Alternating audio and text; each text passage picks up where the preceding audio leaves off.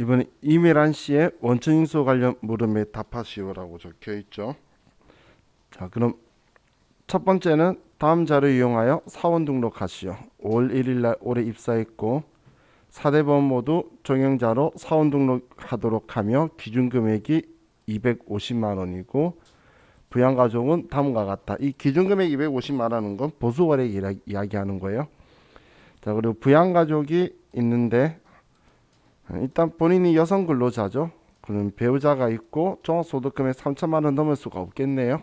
그러면 부녀자 공제 대상이 될 거고 둘은 소득이 없으니까 규모 문제 될 거고 중소기업 취업자 소득세 감면을 최대한 적용받을 거고 연말정산 시 일괄 적용하기로 한다. 자, 그럼 먼저 사원 등록을 하면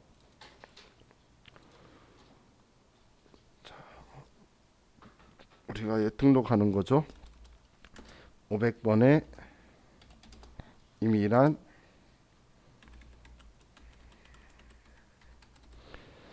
입사 올해 2020년 5월 1일이고 급여도 아래 줘야 되니까 보수 월액도 한번 써보고 아이고 그 정도 읽으면 좋을 텐데 그죠? 자, 그럼 이제 부양가족에서는 본인 부녀자 공제 다음 배우자 주세요.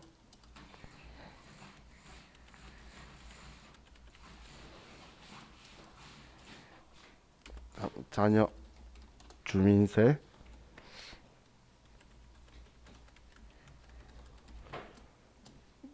이렇게 하면 자녀도 끝났고 그죠? 다음 추가사항 가서 중소기업 취업 감면의 올해 2020년 5월 1일부터 2025년 5월 31일 90%고 연말 이렇게 체크를 해두면 되겠죠. 자, 그럼 이제 사원 등록은 끝났고 급여자료 입력하고 원천인수 이행사항 신고서하고 그럼 6월 10일이 5월 기속이 6월 10일 지급이네요. 그리고 기타 수당 식대가 있는데 회사는 구내식당 운영하지 않고 있으며 별도 식사 제공 안 한다. 비과세고 필요한 수당 항목은 등록하고 기타 수당은 과세에 해당한다. 얘가 끝이네요. 근데 보니까 대출금도 있네. 공제에. 자, 그럼 급여자료 입력 가서 수당 공제에 기본급 있고 과세에 기타 수당 만들고 그리고 식대는 비과세고 그럼 나머지들은 근데 부라고 하라고는 안 했죠. 그럼 부라고 꼭 안 해도 상관은 없겠네요. 자, 그리고 아래에 대출금 F2번 눌러서 대출로 선택해주고 자, 그럼 5월달 급여를 6월 10일 날 지급했고 기본급 210만원 30만원 20만원 일치하네요. 30만원 얘는 틀리죠. 자, 그럼 이제 입력 끝났죠.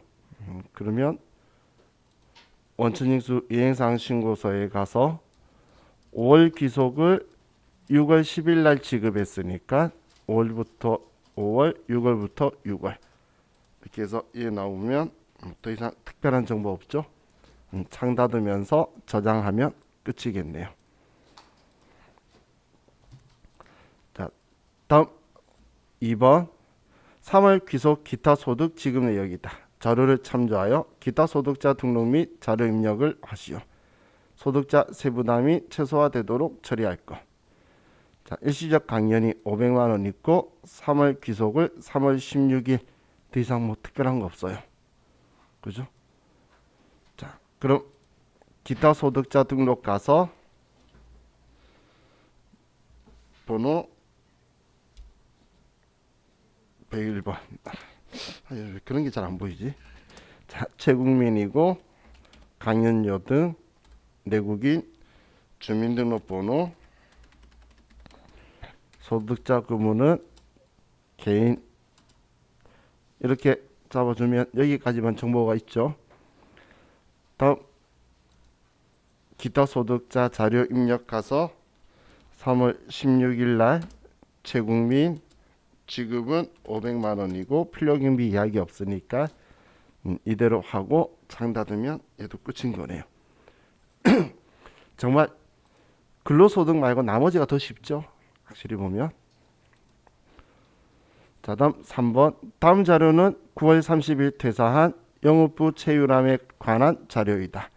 자료를 이용하여 사원 등록 내용 수정 및 퇴직소득 자료 입력하고 퇴직소득 원천인수 영수증을 작성하시오. 자, 그럼 사원 등록 언급하는 거 보니까 퇴사일자 쓰라는 건가 보네.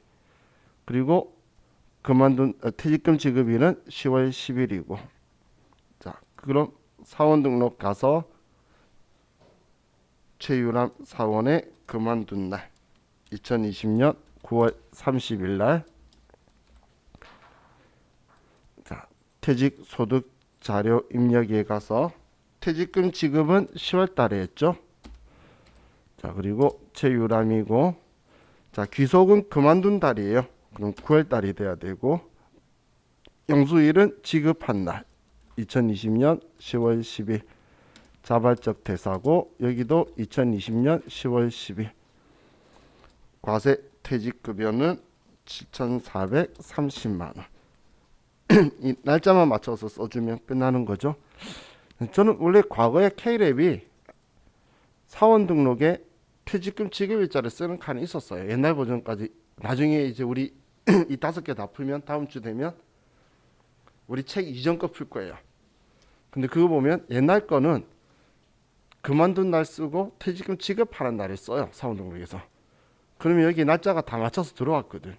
근데 왜 그걸 빼서 여기서 우리를 괴롭히고 있는지 모르겠어. 그게 훨씬 더 편하잖아, 그죠?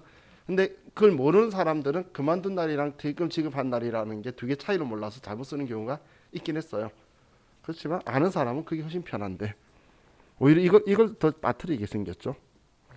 자, 이제 퇴직소득 원천인수 영수증 그냥 열어보란 이야기죠. 지급한 달 10월 달로 하면 열리겠죠. 별 의미 없어요, 얘는. 근데 시키니까 하는 거예요. 자, 이제 법인세 문제 있죠. 자, 그럼 이번은 수익금의 조정명세서, 조정후 수익금의 명세서. 제가 전에 우리 이 문제들 풀면서 이런 표현 했었죠. 원래 과거에 이 두 개가 같이 잘 나왔어요. 근데 지금 딱 우리 책이 있는 이 시기에 두 개가 같이 나오는 게 없었던 거예요. 그래서 우리 책으로 15일자 풀어도 얘가 없었었죠. 근데 일반적으로 두 개 같이 나오는데 나온다고 어려운 건 없어요. 얘 먼저 작성한다는 것만 생각하면 되죠. 여기서 조정 후 수익 금액을 만들어서 여기로 넘기는 거니까. 그럼 손익계산서상 수익 금액들이 있고 계산서상 수익 금액인 거죠. 이거는 조정 후 수익 금액 명세서에서 쓸 거고, 직수출도 조정 후에서, 얘도 조정 후에 쓸 거고, 조정 후, 얘도 조정 후. 결론적으로 수익 금액 조정 명세서는 수익 금액만 맞추면 되겠네요. 그럼 수익 금액 조정 명세서로 가서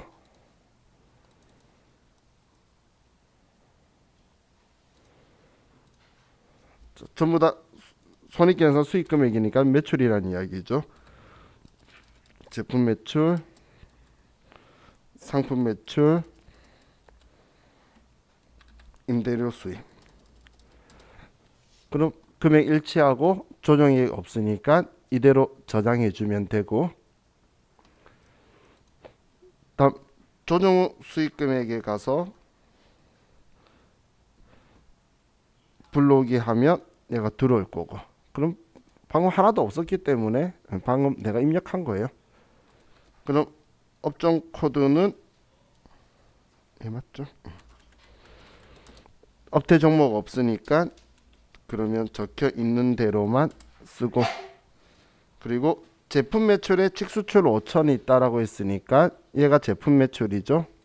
그럼 여기에서 5천 빼서 23억 5천만 원, 5천만 원은 영세율이다 라고 만들어주고, 다음 여기에도 불러오기를 해서, 자, 차액이 1220만 원 났네요. 그럼 항상 우리 면세 수익 금액 이야기 하는데 조정 후 수익 금액에 면세 수익 금액이 들어가 있기 때문에 과세 표준 중에 면세 수익 금액 들어가 있어야 되죠. 지금 얘가 이거예요. 우리 부가가치세 신고서에서 2년치 했을 때에 얘 면세 수익 금액이라고 나오는 거 있죠. 과세 표준 명세서에 얘를 같이 작성하는 게 지금 여기 값하고 같이 일치되게 넘기는 작업이다라고 보시면 돼요. 지금 얘가 지금 얘 이야기하는 거죠. 그럼 자, 우리 여기에서 임대료 수입에는 부가가치세법상 간주 임대료가 420만 원 포함되어 있지 않다. 그럼 임대료 수입에는 당연히 안 들어가 있겠죠. 실제로 한 게. 그러면 조정도 안 한 거고. 그럼 우리 안 들어가 있는데 과세 표준에는 얘가 들어가서 있으니까 여기에 넣어 줄 거고. 다음 접대 목적으로 상품을 증여하고 적정한 회계 처리했대요. 회계 처리 뭐 어떻게 했든 간에 얘는 사업상 증여 과세 표준에 들어가 있겠죠. 그러면 이건 닫고 사업상 증여에 800만 원이다. 이렇게 해주면 얘는 끝났죠. 자, 다음 이제 대손충당금 및 대손금 조정 명세서 입력한 거 하고 비교해 보세요. 자, 대손충당금 관련 자료이다. 대손충당금 및 대손금 조정 명세서 작성하고 필요한 세무 조정하시오. 단 세무상 유리한 방향으로 세무 조정한다. 자, 충당금 변동 내역인데 우리 필요한 거에 기초 잔액 쓸 거고, 그렇죠? 그리고 이거 얘도 쓸 거니까. 자, 그리고 대손상각비는 회사 계상액에 쓸 거고, 얘는 올해 대손 처리했나 보네. 외상외출금이라고 잘 적어줬죠. 대손 충당금 처리한 애가 있네요. 자, 그럼 대손 발생 내역이 9월 10일 얘네. 단기 대손 처리한 300만 원은 채무자 파산 종결에 따른 회수 불가능액으로 확인된 채권. 파산이니까 대손 시인되는 거고. 단기 중 소멸시효 완성된 외상외출금이 600만 원 있고 신고 조정으로 송금 산입하기로 한다. 빠트리 느낌보다 너무 당당하게 신고 조정하는 느낌이죠. 그죠? 그럼 어떻게든 600만 원 신고 조정하고 채권 잔액도 줄여줄 거고. 자, 그리고 대손충당금 설정 대상 채권 내역에서 우리는 대손충당금 한도 계산하기 위해서는 단기 맞게 필요한데 정기 맑거나 기초를 준다는 건 대손 설정률을 계산하라는 거죠.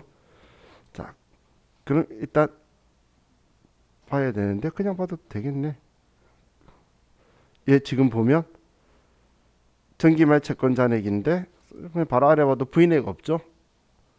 그러면 분모는 21억, 분자는 얼마? 900만 원이죠. 세법이 대손당했다 생각하는 거. 그러면 900만 원 나누기 21억 하면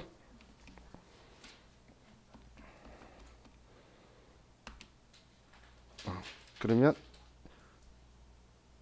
곱하기 100 하면 0.4285 뭐 쭉 나와. 어떻게든 1보다 모자라다, 그죠? 그럼 1%죠. 지금 세법상 대손금 신액이 얘하고 이거잖아요. 세법이 대손 당했다고 생각하는 거죠. 그리고 세법이 생각하는 기초잔액에는 회계장부상 차이가 없기 때문에 얘를 분모에 둔 거예요. 자, 단기 채권 잔액이고 정기말 자적을표의 한도 초과는 올해 추인할 걸로 나오도록 써주면 되겠네요. 자, 그럼 이제 정보 파악했으니까 자, 우리 대손충당금 및 대손금 조정명세서에서 9월 10일 날 외상매출금, 매출채권, 파산 300만 원 대손충당금으로 처리했고 외상매출금이고 11억 원이고 그리고 마이너스 600이고 조정 안 까먹을 자신 있어요.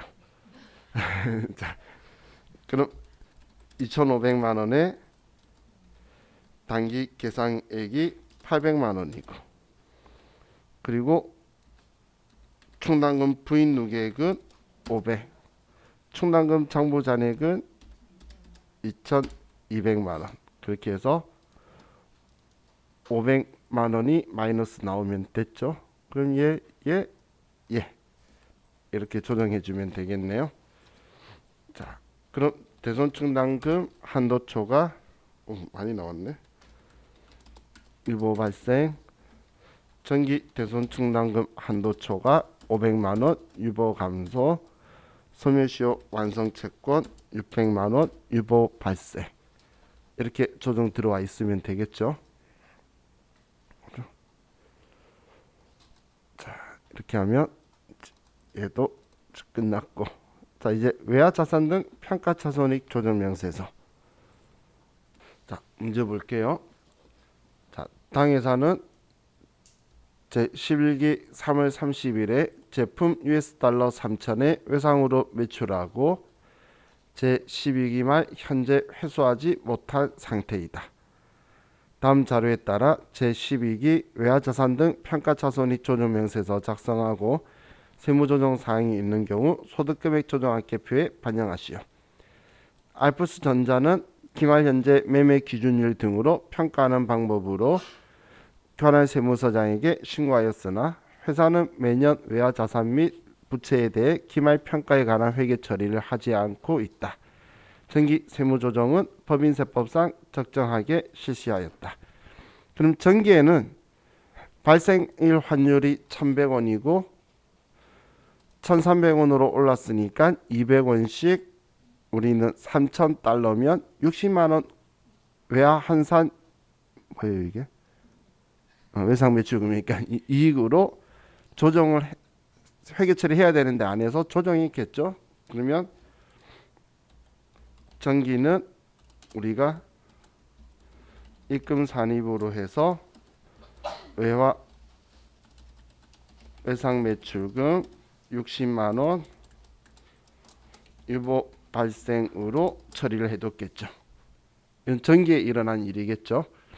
그럼 지금 전기에 이렇게 일어난 이유가 우리 회계 장부에는 이거에 대해서 적혀 있는 게 지금 아무 처리를 안 했기 때문에 얘는 330만 원이라고 적혀 있는 거고, 그죠? 그리고 세법 장부에는 얘가 390만 원이야 되는 거죠. 이해가셨나요? 자, 그럼 지금 있는 이 단기 상황을 생각을 해보면 회계 장부는 지금 그대로 단기 거 보면 회계 장부는 올해도 아무 짓을 안 했어요. 그죠? 그런데 세법 장부는 올해 1,200원으로 평가해야 되니까 360만 원으로 해야 되겠죠. 자, 그럼 전하고 좀 다르게 접근을 하려고 제가 이렇게 쓴 거예요. 자, 일단 우리가 세법 우리 외화자산 평가차손익 조정명세서는 세법상의 장부 금액의 평가 금액도 세법상 평가 금액이죠. 그러면 전기말 세법상 장부 금액은 이 금액을 했던 1,300원인 거고, 지금은 이제 1,200원이라서 30만 원이 외화외상 매출금이 내렸다고 쓸 거잖아요. 그죠? 그럼 세법은 30만 원 내렸다고 생각하는데 회사는 아무런 회계 처리를 안 했죠. 그러면 얘는 송금 산입이다라고 해서 외상 매출금 30만 원을 내린다는 거예요. 그런데 우리 유보는 회계 장부와 세법 장부의 차이가 장부에 남아 있는 거죠. 그럼 회계 장부와 세법 장부의 차이는 지금 60만 원 늘어나고 30만 원 내렸다가 아니고 30만 원이 세법이 더 높다라고 나와야 될 거잖아요. 지금 이 차이만 나와야 되겠죠. 그러면 60만 원 유보 발생인 거를 30만 원 유보 발생만 남겨놓을 거라는 거예요. 그러면 30만 원을 추인해 주면 되겠죠. 그래서 이 30만 원은 얘를 추인하는 조정이 들어와야 되겠죠. 그래서 유보 감소가 들어갈 거예요. 그죠? 회계 처리 안 하고 가만히 있으니까 이렇게 현상이 일어나게 되죠. 전에 제가 표현할 때 이렇게 표현했던 거예요. 이게 내가 산 금액인데 오르고 내리고 오르고 내리고 했을 때 유보 발생 감소 발생 감소 발생 감소로 움직일 거예요. 회사 장부가 그대로 있으면 그런 형식으로 움직일 거라서 지금 얘는 이거죠. 결론은. 자, 그럼 여기 장부에 쓰는 거는 US 달러가 3,000달러고 3,000원 1,200원 30만 원만큼 외환산 손실을 인식해야 되는데 회계 처리 안 했으니까 우리는 차감 조정에서 외상 매출금이 30만 원이 되는데 이건 발생하는 게 아니라 전기에 60만 원 높은 것 중에서 30만 원을 줄여주는 거라는 거예요. 그래서 송금 산입 외상 매출금 유보다 이렇게 처리해 주면 되겠죠.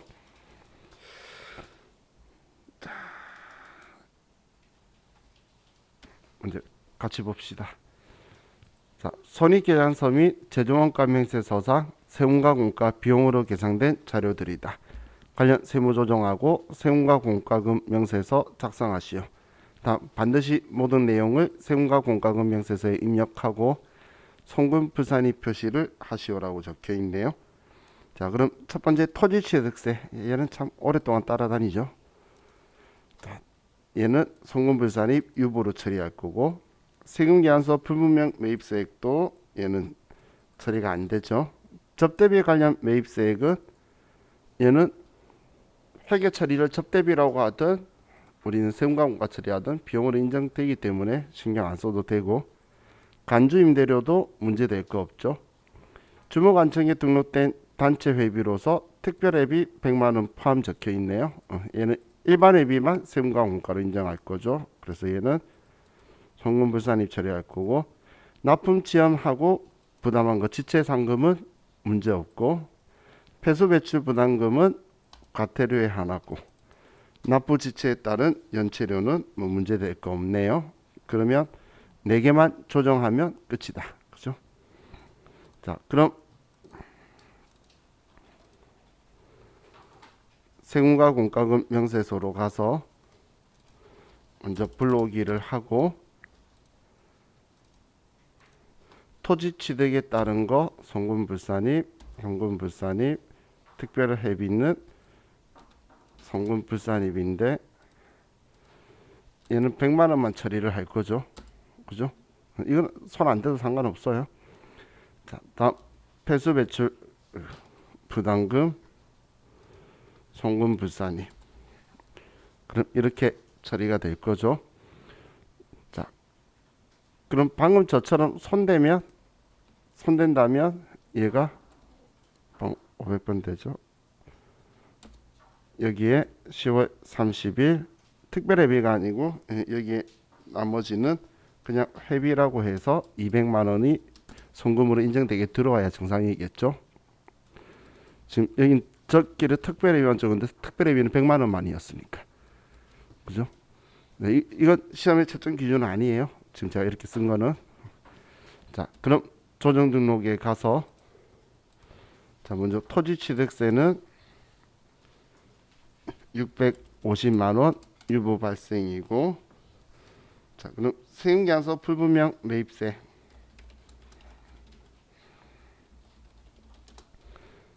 금액이 200만 원. 얘는 뭘로 하죠? 저는 기타 사유 유출로 할게요.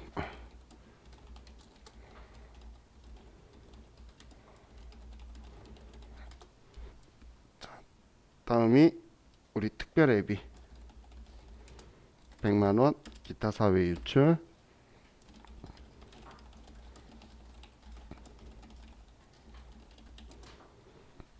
다음 폐수 배출 부담금 1,000만 원이네. 1,000만 원 기타 사유 유출. 이렇게 하면 자, 얘는 끝났죠. 자, 다음 5번 문제. 진짜 보너스 문제 같은 느낌처럼 와 있죠. 늘 보던 거. 자, 금방 한번 먼저 생각 한번 해보시고 저와 같이 합시다. 5번 문제는 우리 많이 봤던 내용들이죠. 그래서 별로 그렇게 여러분들이 어렵지 않으셨을 것 같아요. 자, 소득금의 조정학교표 문제인데 접대비 한도 초과는 F4번 누르면 나오는 애잖아요. 그죠? 얘는 기타 사유 유출이고. 자, 우리 AT 시험도 볼 거기 때문에 계속 소득점을 기억하세요. F4번에 안 나오잖아요. 그다음 국고보조금은 입금으로 볼 건데, 근데 얘는 또 자본 조정으로 처리했죠. 그래서 기타로 처리할 거고, 전기 오류 수정 이익인데 얘를 영업의 수익으로 처리했네요. 법인세 환급금인데 법인세 관련된 건 납부할 때 송금물산이 돌아오면 입금물산이. 근데 수익으로 처리했기 때문에 입금물산입이고 기타로 처리해야 되겠죠.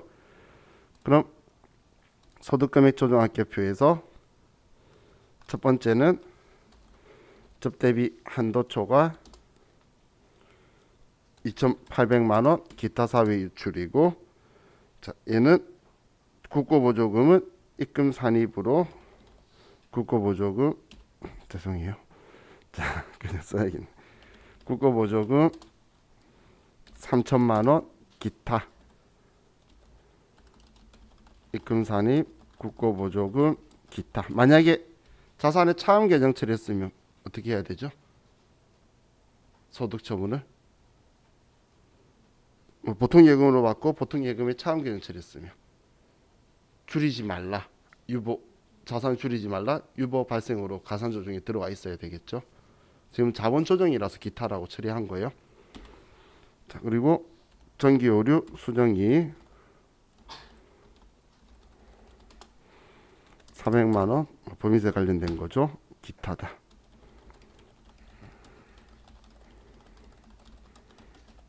이렇게 하면 이제 우리 이 문제들은 끝이 났고, 자, 이제 우리 이론 문제 있죠. 지금 우리 전부 다 우리 문제지 가지고 드린 거는 A형이에요. A형이기 때문에 1번부터 5번까지가 재무회계예요. 그래서 1번부터 5번까지만 문제 읽어보고, 자, 이렇게 하는 거. 일단 문제는 다 읽어보는 거예요. 저와 같이 읽을 때 완전히 눈에 안 들어오잖아. 다 읽어보고 아는 건 답을 적고 모르겠는 건 답을 찍고, 이렇게 해서 일단 5개의 번호를 매기세요. 아시겠죠? 자, 1번은 재무제표 항목의 표시와 분류에 대한 설명으로 틀린 것은 표시 분류 이야기네요. 자, 1번에 일반 기업 회계 기준에 의하여 재무제표 항목의 표시와 분류가 변경이 요구되는 경우 예외적으로 재무제표 항목의 표시와 분류를 변경할 수 있다. 회계 기준에서 분류 변경이 요구하게 되면 당연히 회계 기준은 세법의 변경은 자기 자존심이 있으니까 변경 사유가 안 돼요. 근데 회계 기준에서 이게 보다 더 외부 이해관계자한테 유용한 정보 준다고 효익이 크다고 해서 변경하라 그러면 그거는 변경 사유가 될 수가 있는 거예요. 두 번째, 원칙적으로 재무제표 기간별 비교 가능성을 제고하기 위하여 재무제표 항목의 표시와 분류는 매기 동일해야 된다. 그래야지 비교 가능성이 당연히 높아지겠죠. 다음 3번에 단기의 재무제표 항목의 표시나 분류 방법이 변경되더라도 전기의 항목은 재분류하지 않는다. 왜? 지금까지 해야 된다고 이야기하고 있는데, 그죠? 그래야 비교할 수 있잖아. 그래서 3번은 틀렸고, 4번 사업 결합 또는 사업 중단 등에 의해 영업의 내용이 유의적으로 변경되는 경우에는 예외적으로 재무제표 항목의 표시와 분류를 변경할 수 있다. 우리 사업 결합하거나 어느 제품을 생산 안 해서 중단 사업에 대한 것들이 발생하거나 그럴 때는 표시 분류를 바꿀 수가 있으니까 틀린 답은 3번이 되네요. 자, 다음 2번 일반 기업 회계 기준상 무형자산으로 인식하기 위한 요건이 아닌 것은, 자, 그죠? 자산 이야기하는데 법의 권리의 법적 집행 가능성 이런 이야기는 저도 해본 적도 없고 생각도 안 해봤어요. 그죠? 우리 자산은 무형자산은 당연히 우리 거라는 걸 통제할 수 있어야 된다는 건 남이 마음대로 못 쓰게. 그러면 우리 저작권 위반 이런 것처럼 그렇게 통제도 할 수 있어야 되고 우리 거라는 걸 식별 가능해야 되고 그리고 미래의 경제적 효익의 유입 효과가 높아야 되고 이런 것들이 우리 무형자산 인식 요건이죠. 여기 더 넣으면 측정이 가능해야 되고 뭐 이런 것들이 들어갈 거예요. 자, 그래서 1번이 틀린 거죠. 자, 다음 3번 주식회사 고양은 2019년 1월 3일 주식회사 민진의 사옥을 신축하기로 계약하였으며 관련 자료는 다음과 같다. 주식회사 고양의 수익인식의 진행 기준을 적용할 경우 2021년 인식하여야 할 공사 이익은 얼마인가라고 적혀 있죠. 물어본 건 수익이 아니고 이익을 물어본 거예요. 근데 일단 2021년도 이야기하는 거니까 지금 21년도에 발생한 공사 원가는 알잖아. 그럼 공사 원가를 아니까 수익만 구하면 되겠죠. 수익에서 비용 빼면 이익이 나올 거잖아. 그죠? 그러면 수익만 구하면 되는 거예요. 자, 자, 그럼 항상 공사에 대한 건 작업 진행률은 이렇게 생각하는 거예요. 지금 내가 인식하려고 한 전까지 인식한 수익을 뺀 나머지가 마지막이에요. 그럼 2020년까지 누적 수익 인식 금액을 구하면 되겠죠. 그러면 자, 이렇게 구한다라고 했었죠.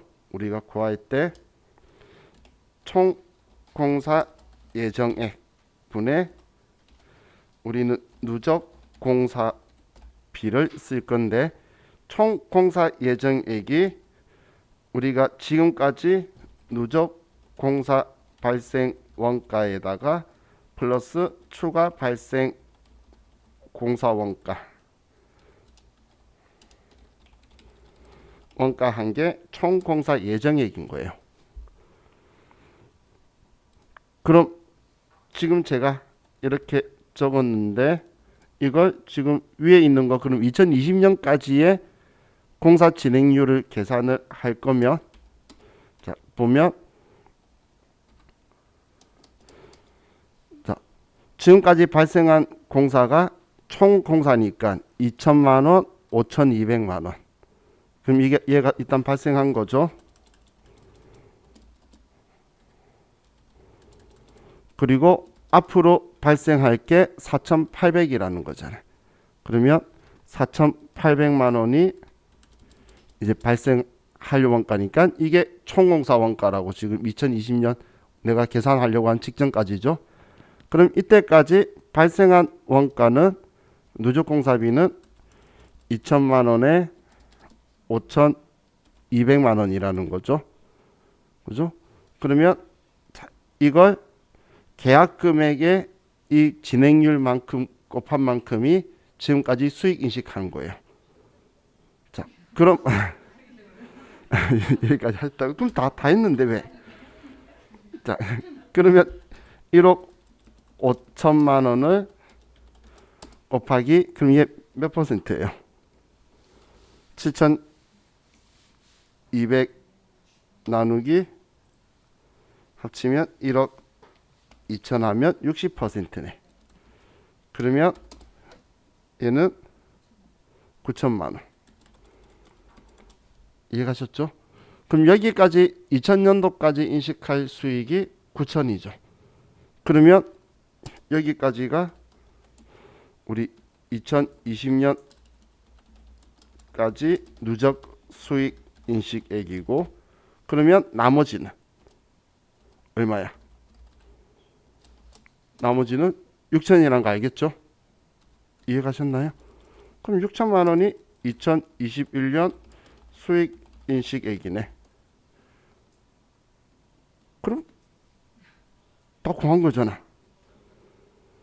지금 얘가 수익이죠? 방금 원가가 뭐라 그랬어요? 여기에 원가가 4,700이니까 그러면 이익은 1,300이겠지. 그죠? 물어본 게 이익이라서 그런 거예요. 만약에 수익 물어봤으면 6천이 답인 거고 이익을 물어봐서 얘 뺀 거예요. 그러면 답은 1,300이 나오겠죠. 이해가시나요? 그죠? 그래서 항상 이렇게 전체에다가 이해하고 나서 뭐 물어보는지. 그죠? 이거 물어보는 경우도 또는 많긴 한데 가끔씩 이익 물어보면 얘 빼면 돼요. 그죠? 이때는 그럼 2020년도는 얼마가 되죠? 2020년도는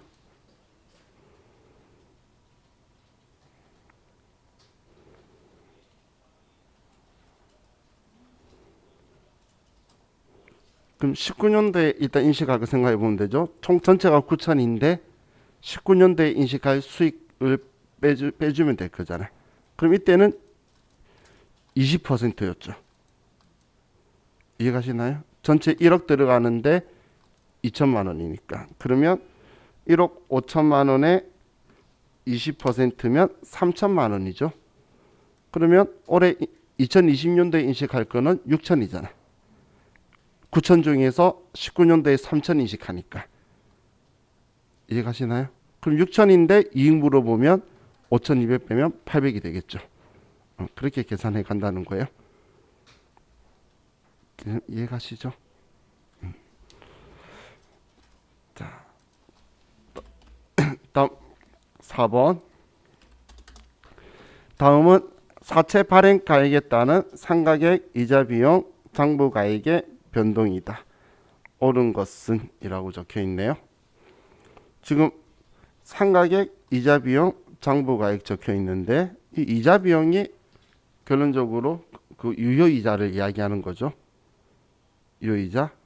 그러면 할인 발행은 우리는 상가액은 일단 할인을 할 적에는 다 증가하는 거예요. 일단 얘는 바로 틀렸죠. 그리고 이자 비용은 할인 발행은 증가하고 할증 발행은 감소하죠. 자, 그거 보기 전에 먼저 이렇게 생각하면 되겠죠. 장부가액, 할인 발행은 돈 작게 받잖아요. 그러다 만기 때 액면가액 갈 거니까 증가할 거고, 할증 발행은 돈 많이 받았다가 액면가액 갈 거니까 감소할 거고, 이자는 이 장부가액에 유효이자를 곱하는 거니까 같은 방향일 거예요. 그러면 얘는 장부가액은 할인은 증가 맞고 할증은 감소. 얘 둘이가 맞는데 이자에서 같은 방향이 얘는 아니네. 그래서 답이 얘가 되겠네요. 그죠? 이해가시죠?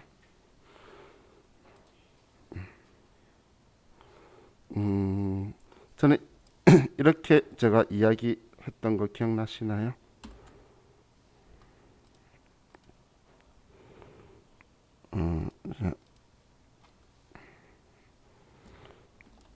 전에 제가 적을 때는 유효이자, 액면이자, 상가액, 장부가액 이렇게 썼을 때 그때 보면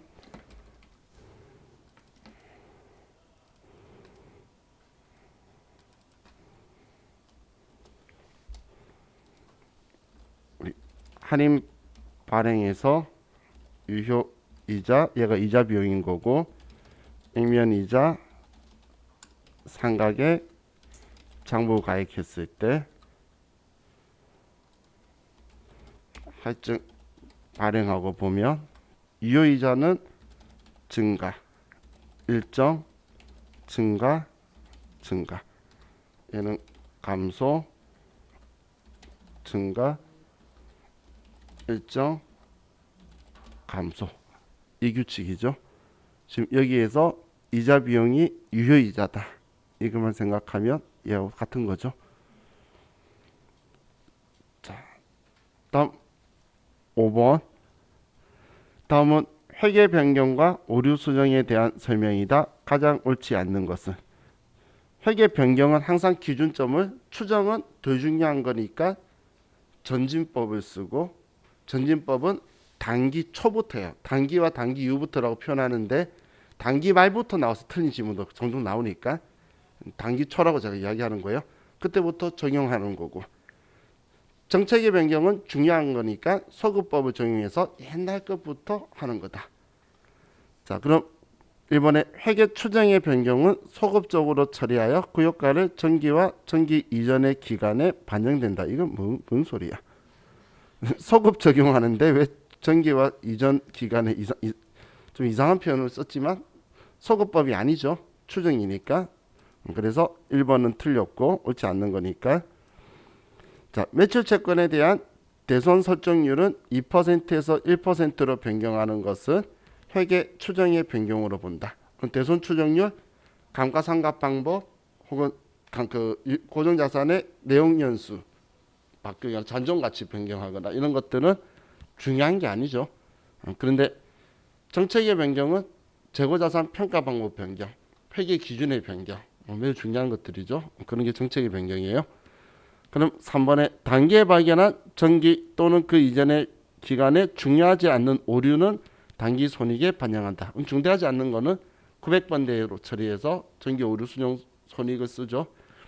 4번에 정책의 변경과 추정의 변경을 구분하기 어려운 경우는 추정의 변경 본다.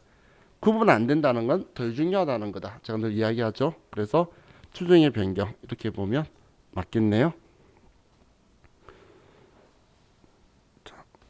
자, 6번 문제부터 볼게요.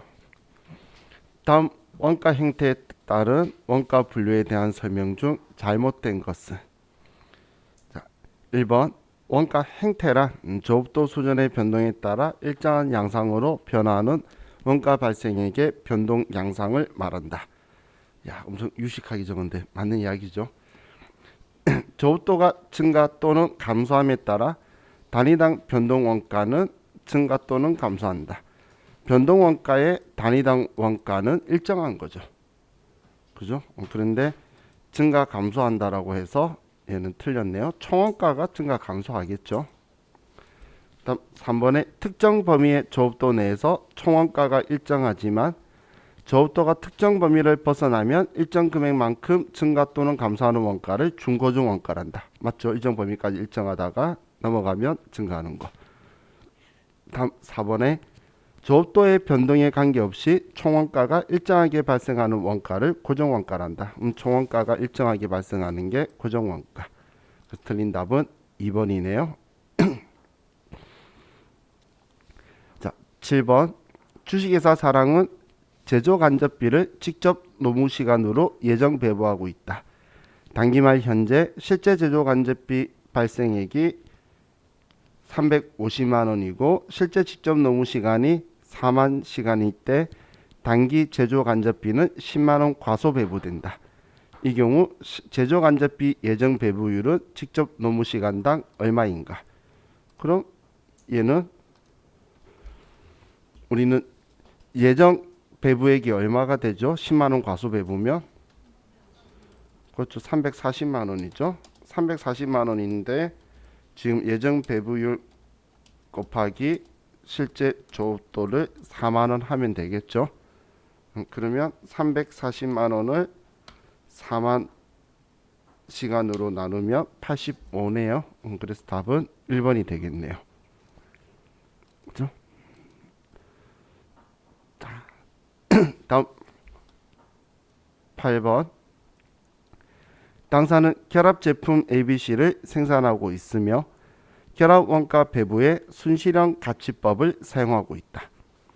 다음 원가 자료에 의한 결합 원가 총액이 35만 원이라면 C의 결합 원가 배부액은 얼마인가? 자, 그럼 이번엔 순실현 가치법을 쓴다라고 했고, 근데 순실현 가치법 본래 했더니 생산량이 있는데 판매 가치가 나왔죠. 그럼 판매 가치의 추가 가공 원가를 빼면 순실현 가능액이 나오겠네요. 그러면 얘를 써보면 자, 얘는 30만 원이고 얘는 30만 원, 얘는 40만 원. 역시 우리의 기대를 저버리지 않고 딱 100만 원이죠. 그죠? 자, 그럼 지금 여기에는 40%. 그럼 40%면 35만 원에 40%를 하면 얼마? 14만 원. 그럼 걔가 답이네. 그죠? 그래서 답은 3번이다. 자, 다음 9번.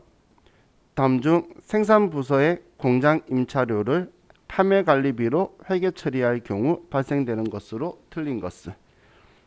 자, 이거 자주 나와요. 생각보다. 근데 500번 되니까 지금 500번 될 거를 처리 안 하고 판관비로 처리했다는 거죠. 그러면 500번 대를 처리 안 했으니까 매출 원가는 당연히 줄어들게 되겠죠. 그리고 매출 총이익은 매출 원가가 줄어드니까 이익은 매출 총이익은 늘어날 거예요.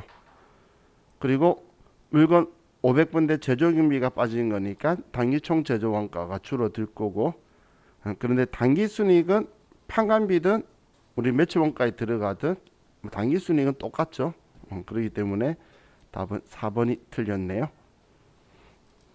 자, 다음 10번.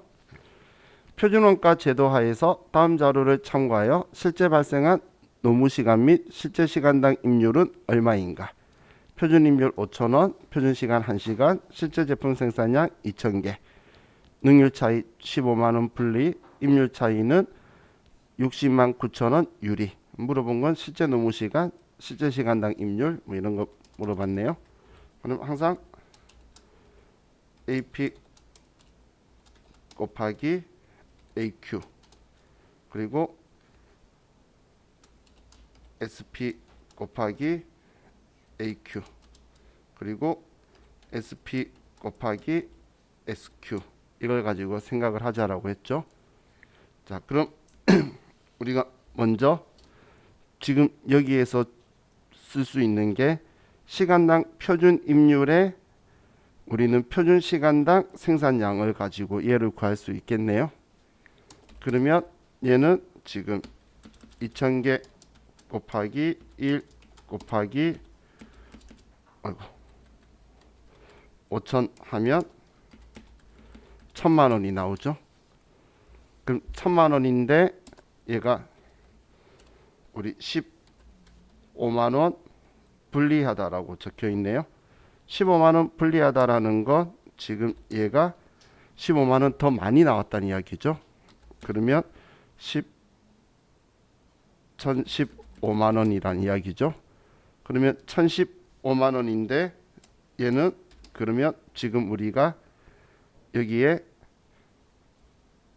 5,000원 표준 임률이 그대로 있으니까, 자 그러면 표준 임률에다가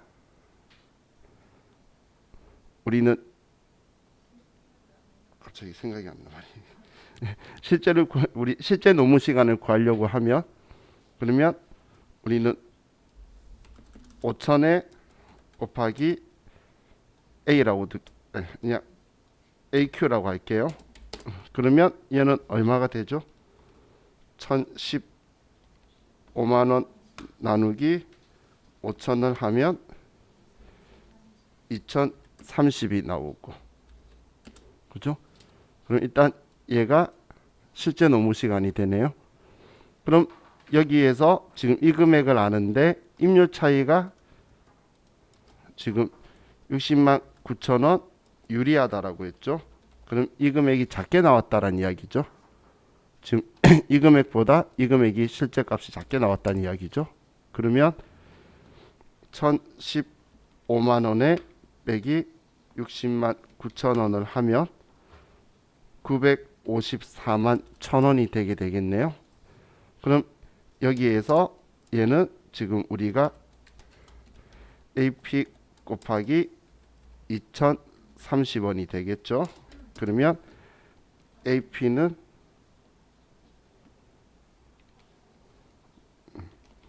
4,700원이 나오네요. 이게 실제 임률을 물어본 거죠. 그럼 답은 얘니까 2번. 2번이 답이 되겠네요. 그죠? 자, 11번. 주식회사 고양이 임원 및 종업원에게 지급한 상여금 퇴직금과 세법상 상여금 퇴직금 지급 기준은 다음과 같다. 이 경우 필요한 세무 조정은, 자, 그럼 임원 상여금 지급한 게 있는데 한도가 2,000이면 1,000만 원 초과했죠. 종업원 상여금은 그냥 무한대로 줘도 돼요. 임원 퇴직금이 1억 줬는데 9천만 원이면 이것도 1천만 원 초과했네요. 그죠? 그리고 종업원 퇴직금은 더 줘도 상관은 없죠. 우리 회사한테는 아무 문제 없는 거고 직원은 근로소득 자기 한도 소득세법상 한도 넘어가면 근로소득으로 넘어갈 뿐인 거예요. 그러니까 우리 회사 입장에서는 임원 거는 비용 인정을 못 받는 거고 직원 거는 비용 인정되기 때문에 문제가 안 되는 거라서 회사 입장은 상관없는데 소득세법에서는 다 한도 초과가 난 부분에 대해서 소득세법의 한도 계산에서 근로소득으로 넘기는 게 그렇게 전환될 뿐인 거예요. 자, 그럼 지금 여기에서 1천만 원, 여기서 1천만 원, 2천만 원만 이 기준에 한도 초과가 난 거네요. 전부 다 임원 거니까 상여로 답은 2번이 되게 되겠죠. 자, 다음.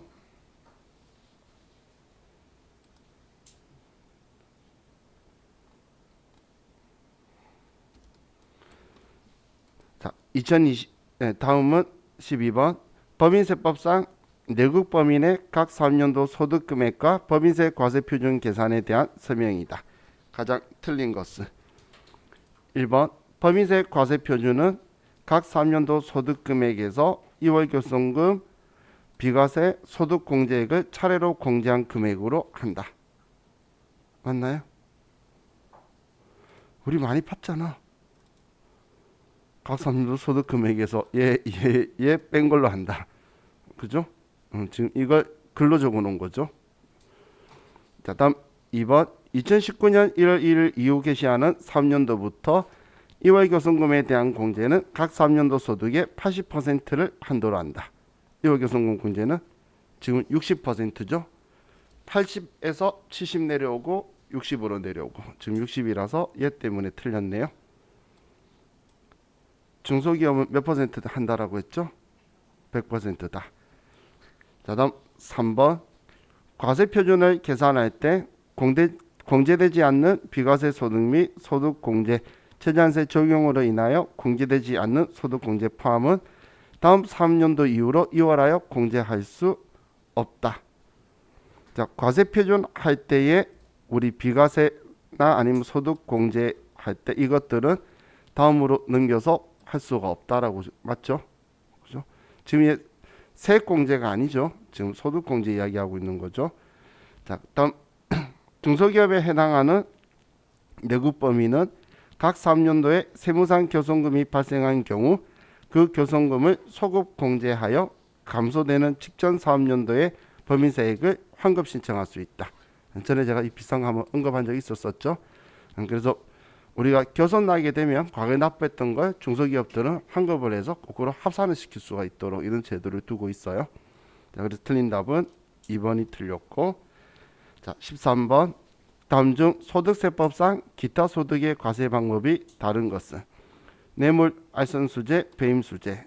얘는 원천징수 없이 그냥 하는 거죠. 얘는 원천징수 할 수 없잖아요. 그죠?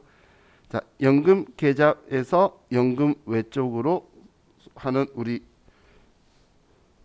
기타 소득 이거는 당연히 원천징수 할 거고, 복권 얘네들도 무조건 분리과세로 원천징수 할 거죠.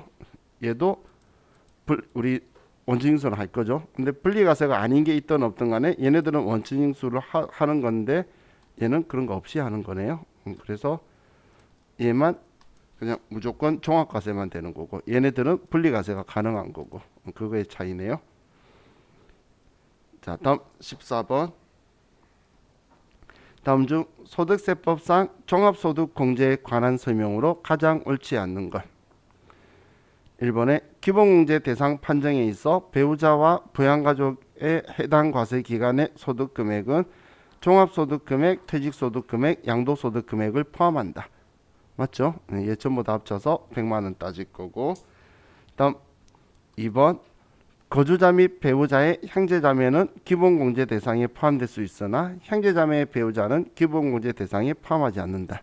가지치기니까 안 되죠. 3번에 배우자가 없는 거주자로서 종합소득금액이 3천만 원 초과하는 경우에는 한부모 초과공제를 적용받을 수 없다. 이건 부녀자 공제 이야기하는 거죠. 그래서 3번은 틀렸고 인적공제 금액 합계액이 종합소득금액을 초과하는 경우에는 그 초과액은 공제액이 없는 것으로 한다. 그죠? 이건 돈 돌려주는 게 아니죠. 빼줄게 이렇게 이야기한 거니까. 그래서 맞고 3번이 틀렸네요. 자, 다음 15번. 다음 부가가치세법상 간이과세자에 대한 설명으로 옳지 않는 것은 1번 계속사업자인 간이과세자의 과세기간은 1월 1일부터 12월 31일까지며 그 과세기간 종료 후 25일 이내 신고 및 납부해야 한다. 맞죠? 자, 간이과세자의 해당 과세기간에 대한 공급 대가가 3천만 원 미만인 경우에는 예정 부가 납부 및 신고 납부 규정에도 불구하고 납부 의무를 면제한다. 맞나요? 이때는 맞지. 지금은 4,800으로 바뀌었다라고 이야기했었었죠. 근데 이때는 맞는 거였고 지금은 4,800으로 나온다면 맞는 거다라고 하면 되죠. 자, 다음 간이과세를 포기하는 자는 일반과세를 적용받고자 하는 달의 전달 말일까지 간이과세 포기 신고서를 제출해야 된다. 그래서 신고하면 그다음 말일 다음 달부터는 되는 걸로 이렇게 되어 있는 거죠. 언제든지 신고할 수 있고. 4번에 간이과세를 포기한 후 간이과세를 재적용받고자 하는 자는 간이과세 적용 요건이 해당하는 경우 간이과세 적용 신청서를 제출하면 언제든지 간이과세 재적용이 가능하다. 얘는 3년이죠. 근데 이거 국어 가지고 장난치자라고 하면 적용 요건이 해당하는 경우 그게 3년 지난 거 아니냐고 싸워. 그러니까 세법은 말 아버지 다르게 다른데 세법 적기는 그대로 안 쓰고 자기가 응용해서 쓰면 국어 실력이 뛰어나지 않는 사람들은 걸려들게 돼 있어요. 뭐든 보면. 그죠? 자, 이렇게 하면 자, 이번에 자